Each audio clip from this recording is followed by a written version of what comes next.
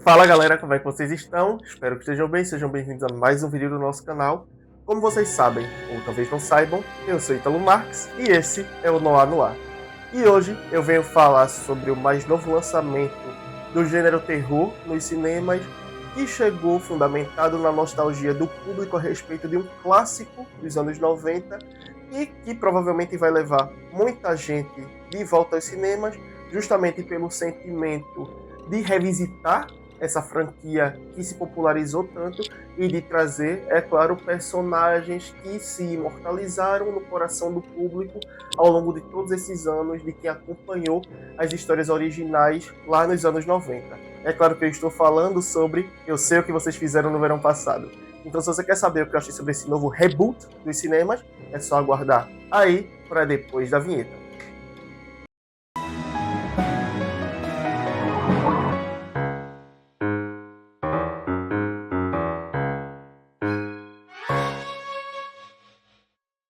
Bom, antes da gente começar, vocês sabem que eu tenho que vir aqui pedir para vocês darem like no vídeo, se inscreverem no canal, ativar o sininho para não perder nenhuma das próximas notificações aqui do Noir, comentar, compartilhar, façam a parte de vocês daí, que a gente faz a parte da gente daqui para entregar conteúdo para vocês. Não vai custar nada para vocês, vai ajudar bastante a gente e desde já a gente agradece demais. Jabá feito, bora pro tema. Nesse novo filme de Eu Sei O Que Vocês Fizeram no Verão Passado, nós seremos introduzidos a um novo grupo de amigos, que é formado por Ava, Danica, Steve, Teddy e Milo. Todos eles eram muito amigos na escola, porém eles já se formaram, o ensino médio já terminou, cada um está seguindo sua vida, tá com seu trabalho, mas eles voltam a se reencontrar na festa de noivado de Danica e Teddy. E eles vão relembrar como era bom estarem juntos na época do colegial, e eles são muito amigos até hoje, eles ainda se amam muito. E para relembrar os velhos tempos, depois da festa de noivado, eles decidem ir ver os fogos de artifício em um local que tenha melhor vista ali e se comportar como adolescentes novamente. Eles vão fumar, eles vão conversar, vão se comportar de maneira inconsequente, como se eles ainda fossem adolescentes. Então, como já não é surpresa, para que alguém saiba o que eles fizeram, eles precisam fazer alguma coisa. E eles acabam causando um acidente que resulta na morte de uma pessoa. E eles fazem um pacto de não contar isso para ninguém, não contar sobre esse envolvimento para ninguém. E todos eles ficam de acordo e seguem a vida normalmente pelo ano seguinte, até que quando eles voltam a Southport, no chá de panela do ano seguinte, eles passam a ser perseguidos por alguém que afirma saber o que eles fizeram. Uma pessoa que está determinada a se vingar, deixando um rastro de corpos e sangue por onde ela passar. Bom, dessa forma nós temos a fórmula base de um clássico filme slasher montada aqui. Nós temos um grupo de amigos, cada um com uma personalidade e com um jeito diferente, um arquétipo para cada um deles. Nós temos um assassino misterioso perseguindo eles e matando as pessoas pelo meio do caminho por conta de um plano de vingança. Então, nós temos aqui tudo aquilo que fez de Eu Sei O Que Vocês Fizeram no verão passado um clássico. E a pergunta é, esse reboot funciona? Em parte. Por quê? Pelo menos na minha opinião, eu nunca considerei Eu Sei O Que Vocês Fizeram no verão passado uma franquia muito boa. Eu assistia para me entreter? Assistia. Eu acompanhei esses personagens? Acompanhei. Mas eu nunca julguei que fosse um filme de qualidade. Não é o melhor slasher que eu já assisti, até porque a franquia Pânico existe. Então Pânico para mim ainda é a melhor franquia desse nicho, desse subgênero. Eu gosto muito e ela brinca com isso, ela não se leva tão a sério. Já Eu Sei O Que Vocês Fizeram no verão passado parece querer executar passo a passo essa fórmula com extremo medo de errar, com medo de abraçar a farofa e a bagunça que esse subgênero é e pelo qual ele se tornou tão famoso.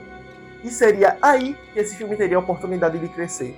Quando o filme tenta se emular ou se vender como algo que ele não funciona para ser, ele acaba se perdendo no meio do caminho. Eu acho que o demérito desse filme é esse.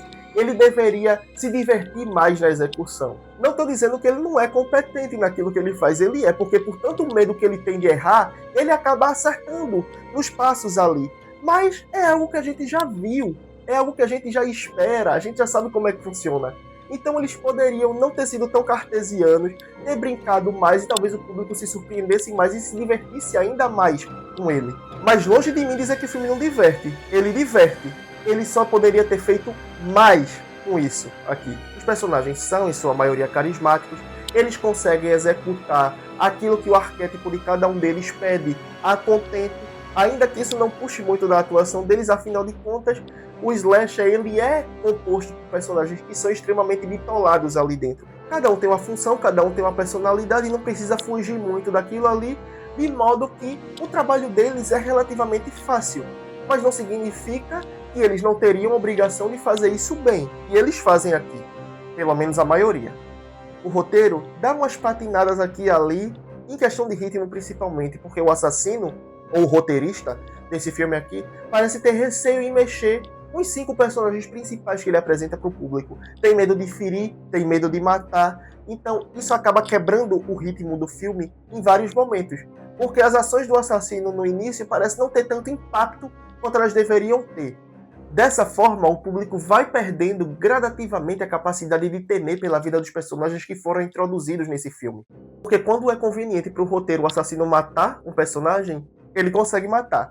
Mas quando não é conveniente, o roteiro em si emburrece o assassino. Ele tem atitudes, ele faz movimentos, ele tem ações que não condizem com aquilo que a gente acabou de ver quando ele estava matando outra pessoa. Então isso incomoda, porque a gente vê que é preguiça do roteiro em mexer mais nessas cenas, em tornar essas fugas mais críveis daquilo que eles apresentam pra gente no filme. Outra coisa que também me incomodou em alguns momentos foi o humor do filme. Tem piadas colocadas em momentos muito inoportunos aqui que quebram o clima de tensão que deveria ser mantido dentro da narrativa. E tem algumas outras piadas que só geram vergonha alheia. Você fica olhando e se perguntando, tinha necessidade disso realmente estar aqui? Como, por exemplo, a cena que antecede os créditos finais do filme. Aquele diálogo foi muito mal escrito, é de extremo mau gosto. Eu me pergunto se foi proposital para causar isso no público, porque se foi, eles conseguiram. Mas se não foi, dava para ter refinado mais aquelas falas ali com uma facilidade enorme. Em questão de imprevisibilidade, o filme capenga em alguns momentos. Seja porque o assassino diz quem ele vai matar a seguir, o público já espera que vai acontecer, ou porque ele falha em construir a tensão necessária, em manter alguns aspectos aqui no sigilo, na surpresa, de modo que você não consiga adivinhar o que vem a seguir. Desde o início, eu atribuí minhas suspeitas sobre o assassino a 2 personagens. A primeira caiu por terra depois de determinada cena, então eu julguei que a outra só poderia ser a verdadeira. Então quando chegou no final do filme que revelou quem era, não me surpreendi, porque eu já sabia quem era. O roteiro falhou em manter esse aspecto de surpresa nessa situação do assassino aqui. Embora, em outro momento, ele traga uma surpresa que, de fato, eu não esperava, que me pegou ali desprevenido. E eu considero isso um aspecto muito positivo da narrativa aqui, mas que eu só vou falar depois, quando eu puder dar spoilers, porque é uma coisa que é crucial na história, que é chave aqui nesse roteiro, e que me fez atribuir certos pontos de coragem a ele. Outra coisa que seria muito legal se o filme subvertesse é esse conceito do sobrevivente do final. Desde o início do filme a gente sabe quem é que vai sobreviver, quem é que vai derrotar o assassino, quem é que vai estar ali no final para contar essa história. Então, nos primeiros 10 minutos a gente já para de temer pela vida de um desses personagens, porque a gente sabe que ele vai ficar no final. E aí a gente passa a se preocupar só com outros, e como eu já falei, a narrativa parece ter preguiça de mexer com eles também, de modo que chega no momento das mortes e você não tem tanto impacto com o que você estava esperando para ver ali, porque você já estava esperando há tanto tempo e foi frustrado tantas vezes que quando chega você faz, tá aí, aconteceu. Então, o filme prejudica a si mesmo nesses aspectos. E, se tratando de um reboot, o filme precisa cumprir uma cartela de requisitos. E qual é o principal requisito de um reboot? 3 segundos para vocês responderem. Vamos lá. Exatamente. Acertou quem falou trazer personagens legados de volta à franquia. E aqui nós temos o retorno de Julie e de Ray, mas jamais direi que a participação desses personagens aqui faz justiça ao legado que eles têm. Jennifer Love Hewitt está extremamente subaproveitada nesse filme aqui. Ela aparece em pouquíssimas cenas, tem pouquíssimo tempo de tela e aparece apenas para a câmera dar um close na cara dela e ela fazer carão.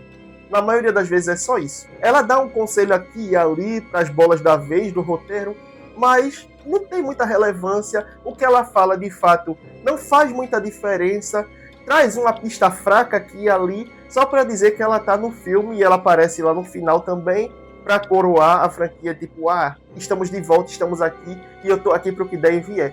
Eu espero profundamente que, se houver de fato uma sequência, porque esse filme promete uma sequência, ela tenha mais tempo de tela, ela tenha mais respeito ao legado dela. Não vou dizer a mesma coisa de Freddie Prinze Jr., porque ele tem mais tempo de tela do que ela, ele tem mais relevância, mais participação nessa narrativa aqui, então eu acho que, pelo menos do lado dele, o roteiro acertou no que ele quis fazer aqui.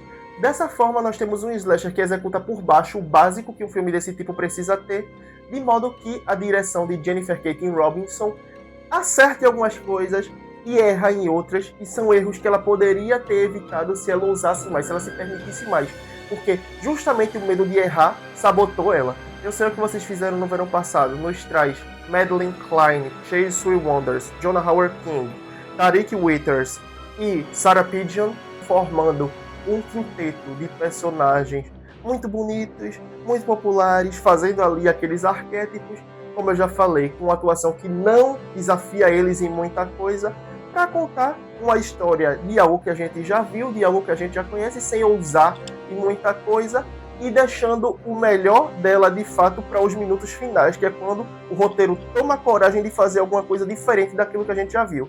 Mas até lá, a gente já viu tanto erro dentro da narrativa que o impacto que ele poderia ter se o filme tivesse mais qualidade vai ficando mais fraco. Ah, e o filme tem uma cena pós-crédito, tá? Então fica e espera, porque ela tem informações relevantes.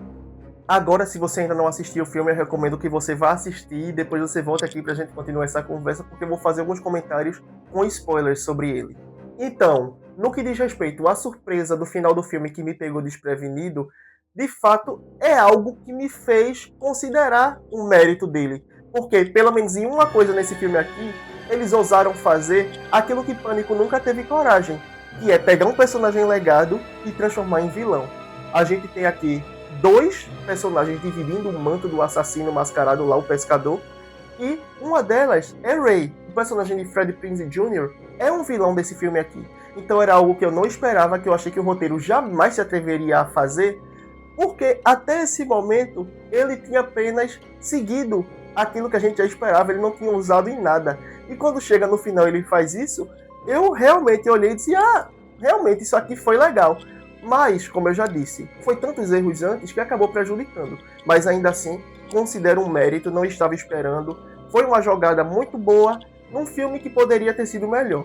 E, na cena pós-crédito, nós temos Brandy Norwood voltando para interpretar o papel de Carla mais uma vez. E é um diálogo entre ela e Julie, ali onde Julie fala que ela voltou a ser ameaçada por alguém misterioso que está perturbando ela, dizendo que ainda não acabou. E o filme sugere que elas vão se unir em uma provável sequência da franquia que vai trazê-las de volta à ação para lutar contra mais um assassino mascarado, e uma franquia que pode ser encomendada se esse filme aqui for bem nas bilheterias, como eu acho que ele vai, porque eu sei o que vocês fizeram no verão passado, é uma franquia que ainda tem muitos fãs que vão querer assistir. Então, tão certo quanto 2 e 2 são 4, essa história ainda não acabou. Então é isso, galera. Essa foi minha opinião sobre Eu Sei o que vocês fizeram no verão passado. Eu espero que vocês tenham gostado. Se vocês gostaram, não esqueçam de dar like no vídeo, se inscrever no canal, ativar o sininho para não perder nenhuma das próximas notificações aqui do Noah, comentar, compartilhar. Manda esse vídeo aí pra galera que curte os temas que a gente traz aqui, os debates que a gente levanta, mas que ainda não sabe que a gente existe. Não pede pra pessoa se inscrever não, deixa ela vir, ter a própria experiência e aí ela decide se inscreve ou não. Não vai custar nada pra vocês, vai ajudar bastante a gente e desde já a gente agradece demais. Se você é novato, vai ter meus vídeos linkados aqui no card para você conhecer mais sobre o nosso trabalho aqui no Noah. Se você é veterano, eu te agradeço por ter visto esse vídeo até aqui. Eu aguardo todos vocês na próxima, sendo novatos ou veteranos. E até lá, tchau!